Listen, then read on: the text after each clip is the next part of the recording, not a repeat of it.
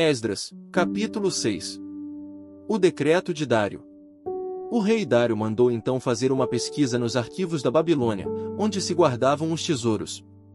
Encontrou-se um rolo na cidadela de Ecbatana, na província da Média, e nele estava escrito o seguinte, que Dário comunicou. No primeiro ano do seu reinado, o rei Ciro promulgou um decreto acerca do templo de Deus em Jerusalém, nestes termos, que o templo seja reconstruído como local para apresentar sacrifícios, e que se lancem os seus alicerces.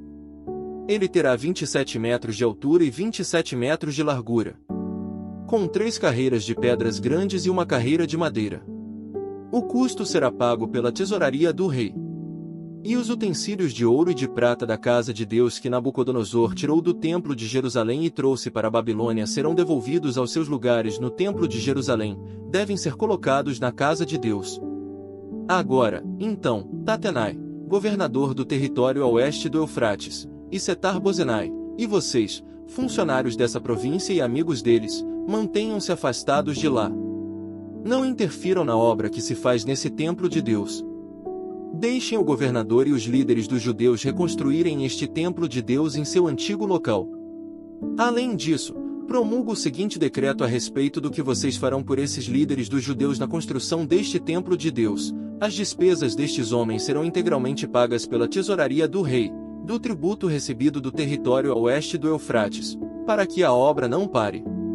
E o que for necessário, novilhos, carneiros, cordeiros para os holocaustos oferecidos ao Deus dos céus, e trigo, sal, vinho e azeite, conforme for solicitado pelos sacerdotes em Jerusalém, tudo deverá ser entregue diariamente a eles, sem falta, para que ofereçam sacrifícios agradáveis ao Deus dos céus e orem pelo bem-estar do rei e dos seus filhos.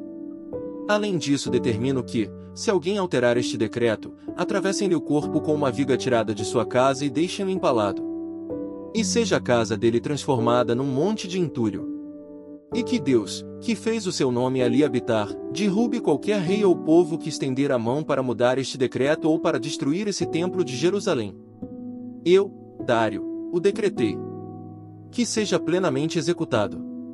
Então, em vista do decreto do rei Dário, Tatenai, governador do território a oeste do Eufrates, Setar-Bozenai e os companheiros deles o cumpriram plenamente.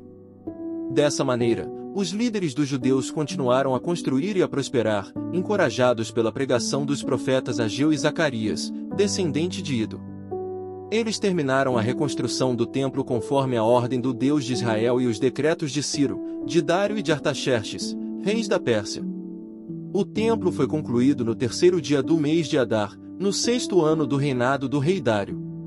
Então o povo de Israel, sacerdotes, levitas e o restante dos exilados, celebraram com alegria a dedicação do templo de Deus. Para a dedicação do templo de Deus ofereceram 100 touros, 200 carneiros, 400 cordeiros, e como oferta pelo pecado de todo Israel, 12 bodes, de acordo com o número das tribos de Israel. E organizaram os sacerdotes em suas divisões e os levitas em seus grupos para o serviço de Deus em Jerusalém, de acordo com o que está escrito no livro de Moisés. No 14º dia do primeiro mês, os exilados celebraram a Páscoa. Os sacerdotes e os levitas tinham se purificado, estavam todos cerimonialmente puros. Os levitas sacrificaram o cordeiro da Páscoa para todos os exilados, para os seus colegas sacerdotes e para eles mesmos.